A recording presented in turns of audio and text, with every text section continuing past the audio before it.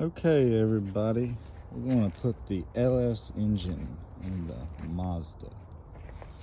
We've removed the factory motor. We're going to have to do some cutting. The factory hole for the shifter is right here. I'm going to use an b2200, so I'm going to have to move that up some.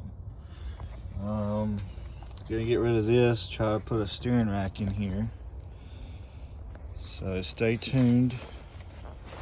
I'll start posting some more videos as the build goes on. Got some of the old factory stuff here. So yeah, try to get us a little LS swap in here.